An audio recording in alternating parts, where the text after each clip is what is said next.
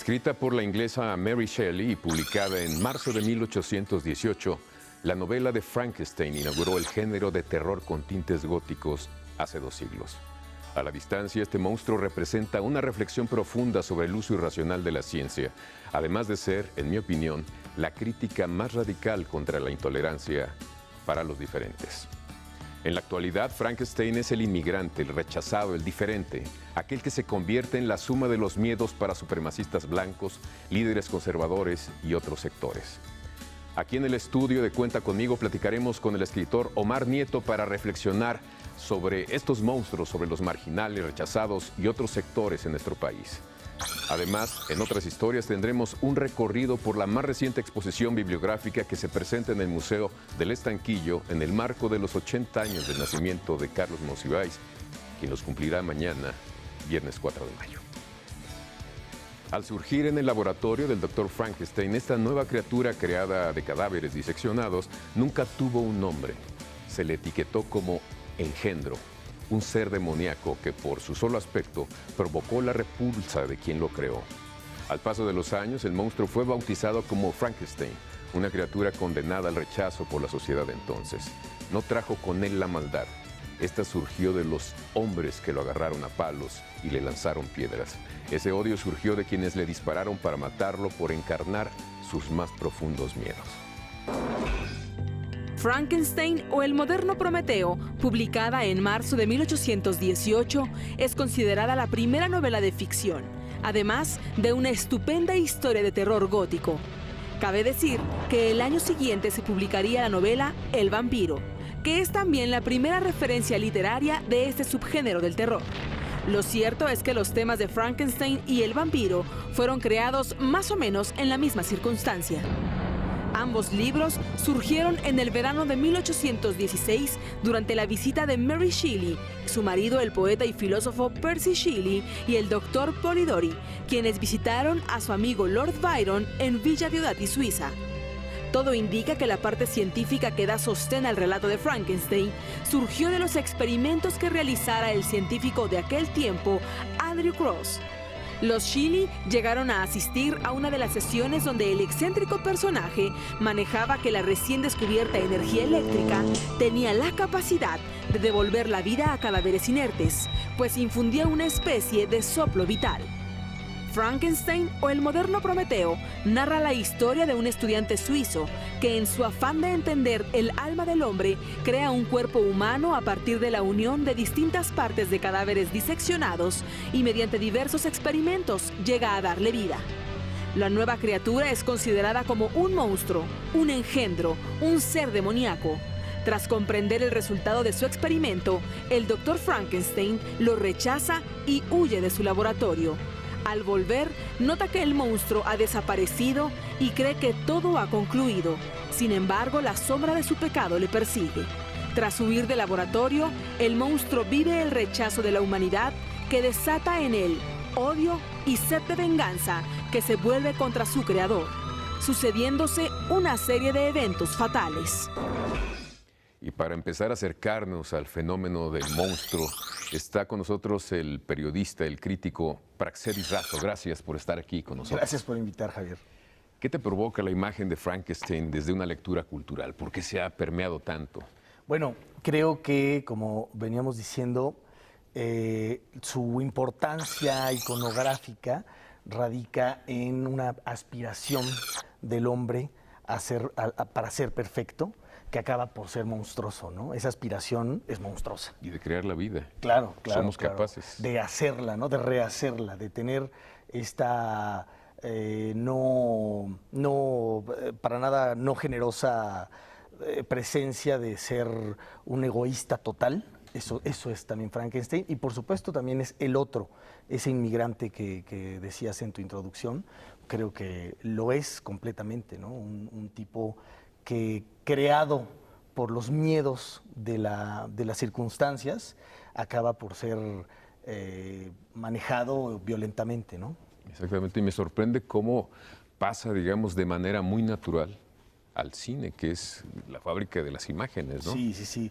Toma en cuenta que ya desde el principio de 1910 para Edison se hizo la primera versión cinematográfica breve de un rollo de película, 13 minutos más o menos, sobre la creación del monstruo y cómo el monstruo acaba por ser el reflejo del doctor Frankenstein en una gran puesta en escena pues, para Edison, imagínate nada más, para Tomás Alva Edison, que canaliza la electricidad para nosotros, ¿no? Que inventa este tipo de la iluminación artificial. Claro. Ahí está la primera versión. Luego llega en esta versión iconográfica, ¿no? Todos la conocemos, de Hermann Munster, que nace en 1931 con James Whale y Boris Karloff, que inventan a este hombre con la cabeza cuadrada. Y claro que llega a la cuna de la devaluación estadounidense, a la cuna de esta gente que estaba en total depresión, no solo económica, sino social, y pues llega y se inserta para siempre, ¿no? Es el primer monstruo del cine. Es un monstruo 31. muy versátil porque es, digamos, de lo trágico, salta a la comedia, y hay comedia genial, realmente genial, ¿no? La de Gene Kelly, estás pensando en Mel Brooks. Exactamente. Cuando se caen los cerebros y dicen cuál es el que sea, el que era malo. Genial comedia del 74, que por cierto rehúsa los escenarios de James Whale en esta película que estamos viendo fragmentos, ¿no? Abajo, la de 1931, que se hace precisamente la del 31 para celebrar el centenario, el centenario de la segunda edición, que fue la definitiva de Mary Shelley. Fíjate, y ahora se prepara una nueva versión que es la del Toro, ¿no? Así es, que dice que es uno de los pendientes que tiene. Él, que es un creador de monstruos o recreador de los mismos. Le falta revisión. Le falta esta, que seguramente será muy interesante. Sí.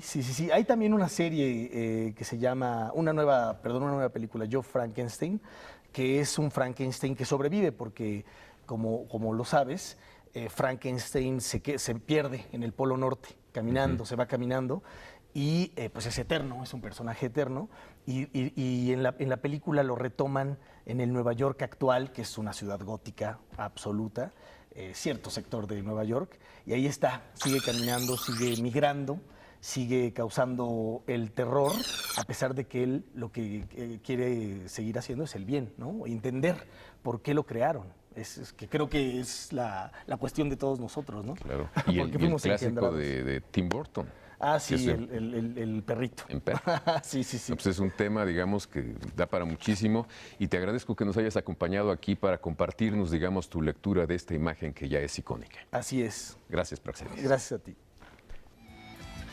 Desesperado y cansado de huir durante días, el monstruo creado por el Dr. Frankenstein se encuentra con su creador a fin de lograr una solución que le permita dejar las montañas donde se refugió para ponerse a salvo de la furia de los hombres. Aquí un fragmento del texto original de Frankenstein. Yo era afectuoso y bueno, y la aflicción me ha convertido en demonio. Haz que sea feliz y seré virtuoso otra vez. Vete, no quiero escucharte. No puede haber comunión entre nosotros. Somos enemigos.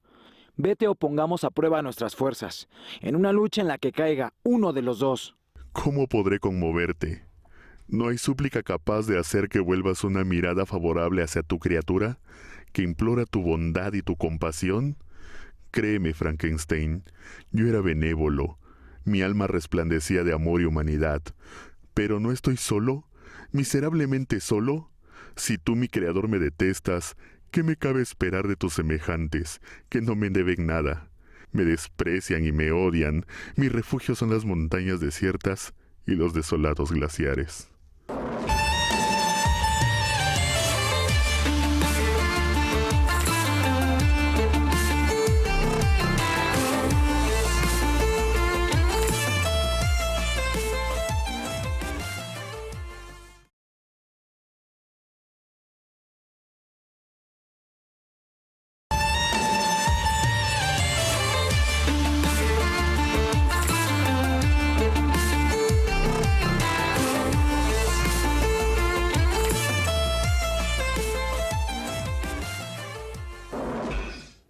Hoy me acompaña en el estudio de Cuenta Conmigo el escritor Omar Nieto para hablar de los Frankensteins modernos y también para acercarnos a toda esa bibliografía que se ha creado a partir de esta novela. Gracias, Omar, por estar aquí. Javier, un gusto saludarte. Pues hay muchas cosas que hablar de Frankenstein desde el punto de vista literario. No sé por dónde quieres empezar. Pues por la novela misma. Pues sí, el origen es extraordinario. Como tú decías, ha creado ya todo una bibliografía extensa y también en cine, en todas las artes. Lo interesante es cómo llega la idea, ¿no?, de crear Frankenstein a la mente de Mary Shelley, ¿no? Es como un cuento, es una historia Es una también. historia en sí misma, ¿no? Sí. Incluso ahora creo que va a haber una serie televisiva sobre Mary Shelley, ¿no? Bueno, rápidamente, es muy interesante. Mary Shelley tenía 18 años cuando había oído con Percy B. Shelley, que era el gran poeta de Inglaterra. Mary Shelley había sido, fue hija de Mary Wollstonecraft, la creadora del feminismo, ni más ni menos, y de William Godwin, que era uno de los grandes filósofos también ingleses.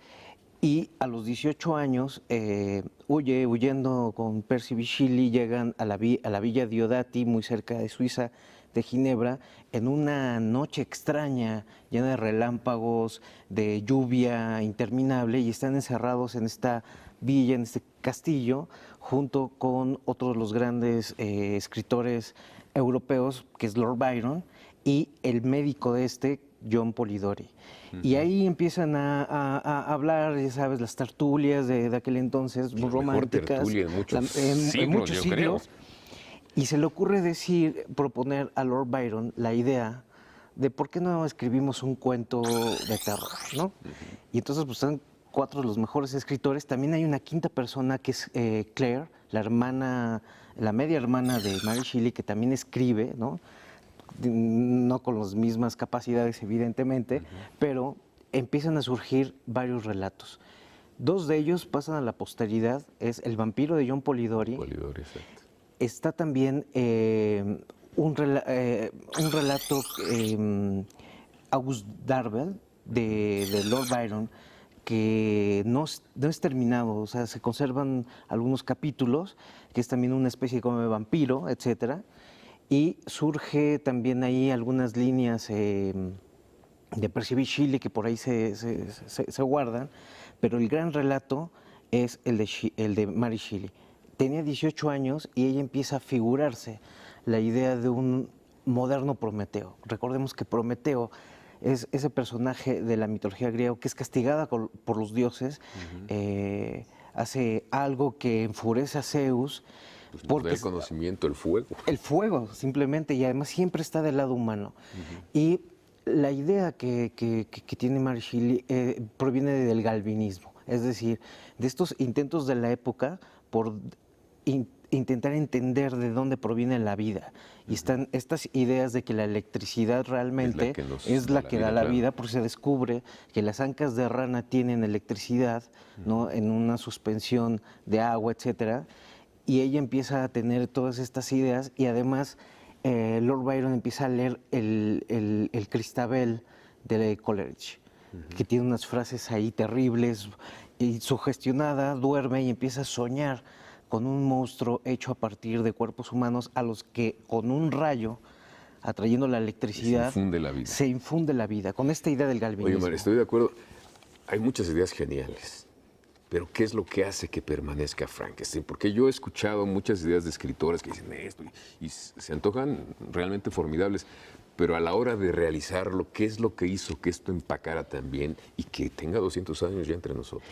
Me parece que, como bien tú decías en la introducción, el monstruo, la idea del monstruo, que está hecho de varias partes humanas, encarna la idea de que el hombre podría crear la vida, primero, de que podemos ser un dios, segundo, que eso es un mito humano, claro, que está presente en todas las épocas, y segundo, en que este monstruo resulta más humano que nosotros, claro, porque empieza a ser vituperado, empieza a ser despreciado, golpeado, lacerado, y él realmente tiene un alma extraordinaria, noblísima, aprende rapidísimo, como un niño, ¿no? Claro, claro. De cero, y de pronto termina la novela con la gran metáfora de que los que estamos deshumanizados somos los humanos, y que un monstruo, por más diabólico en su presencia, en su figura, es más humano, más divino que el propio ser humano. Es una gran lección. Gracias, Omar, por habernos acompañado aquí en Cuenta Conmigo. Un gusto.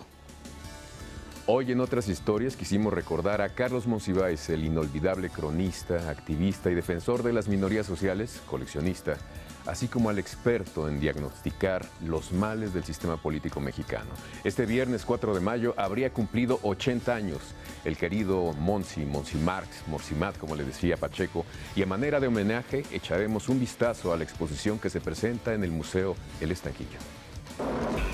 Carlos Monsiváis, uno de los intelectuales más prominentes de México, dedicó su vida a la reflexión sobre el país, su historia, la cultura popular, política, las minorías, los cambios sociales, derechos humanos y, por supuesto, su arte.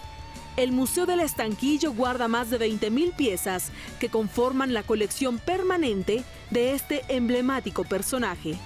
El museo alberga la urna con las cenizas del maestro Carlos Monsiváis en un espacio cálido, agradable y que invita a la lectura, actividad que tanto le apasionaba. El conjunto de su obra suma más de 90 libros de distintos géneros, como crónica, ensayo, biografía y literatura, entre otros.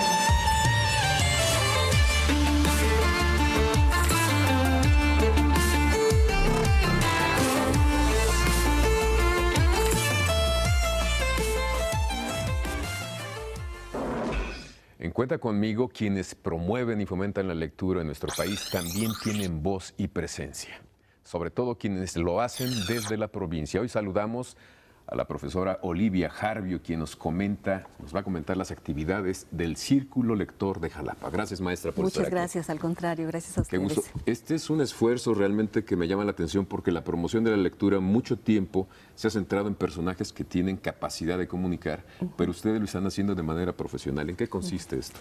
Bueno, la Universidad Veracruzana ha querido hacer un esfuerzo muy grande que inicia con la colección Biblioteca del Universitario que dirige el maestro Sergio Pitol. Claro. ¿Sí? Y el objetivo de crear este programa es acercar a nuestra comunidad a prácticas de lectura que vayan más allá de las prácticas académicas, es decir, de esas prácticas que se hacen por el gusto de hacer, por elección propia, y de esa manera poder llevar a nuestra comunidad a un tipo de lecturas que son distintas a las que cotidianamente se hacen en la academia. ¿Y es un proyecto de filosofía y letras o del área No, es un proyecto institucional que parte desde nuestra rectora en este momento, porque además abarca todas las áreas del conocimiento. Algo que nos ha quedado muy claro es tratar de romper esa dicotomía entre las humanidades y las ciencias. O sea, me está diciendo que hay ingenieros o químicos que están en este proyecto. Sí, ¿por qué? Porque la lectura es una actividad transversal que abarca todas las áreas del conocimiento.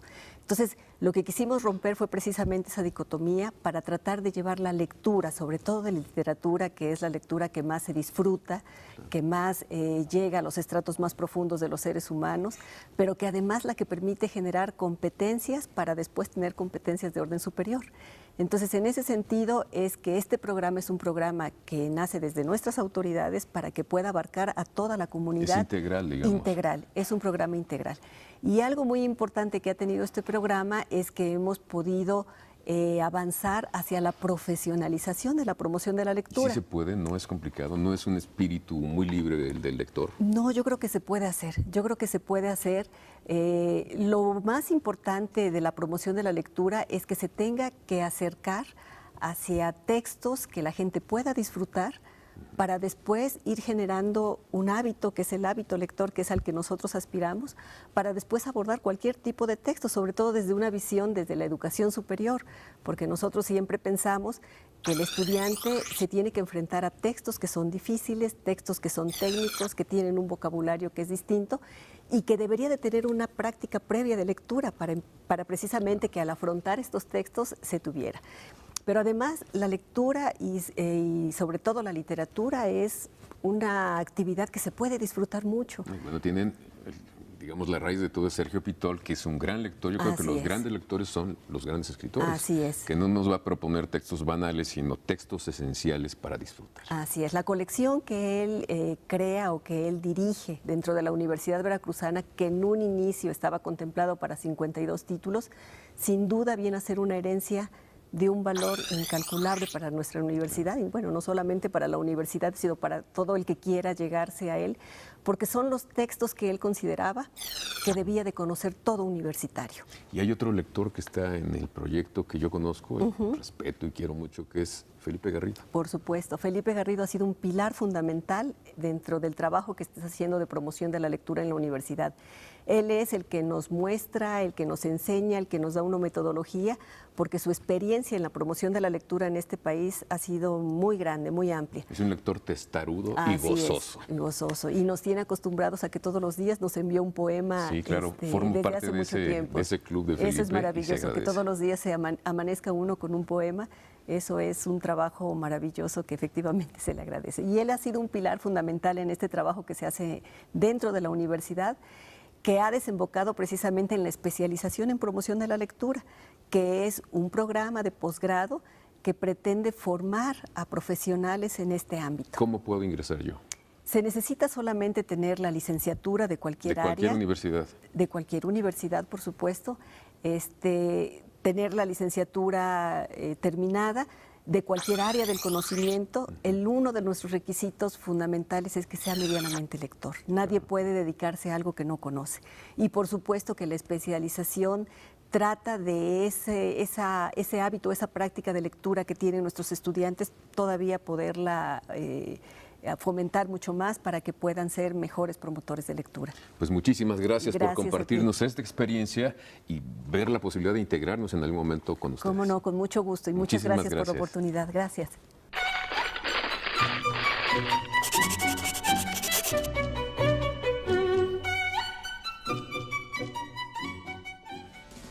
Y ahora Cuéntame es un ejercicio de lectura para dar voz e imagen a quienes nos siguen en Cuenta Conmigo. Les proponemos lecturas interesantes para que ustedes nos manden sus videos de 30 segundos leyendo el texto y dándonos sus comentarios. Les propongo ahora este fragmento de Carlos Monsiváis. La tecnología es la verdadera religión de fines del siglo XX y principios del siglo XXI. Si se oye hablar del retorno a la fe, más que remitirse a las iglesias colmadas, se piensa en los jóvenes ante su computadora. Este es el gran salto cultural. Y también lleva a otro sistema de exclusión implacable. El que no navega en la red es más anacrónico que su antecesor de hace 20 años que no viajaba a Disneylandia. Y ahora veamos este video que nos enviaron sobre el fragmento de Sergio Pitol. Viajar y escribir, de Sergio Pitol, es una analogía de la vida. Todos sabemos que ahí vamos, pero no sabemos exactamente a dónde. Felicidades por tu programa. Llegamos al final de Cuenta Conmigo y agradecemos su atención. Los esperamos cada semana los jueves a las 8 de la noche y recuerden que para leer no se necesitan muchas cosas. Un libro a la mano, nuestra mente abierta y el ambiente que prefieran. Buenas noches.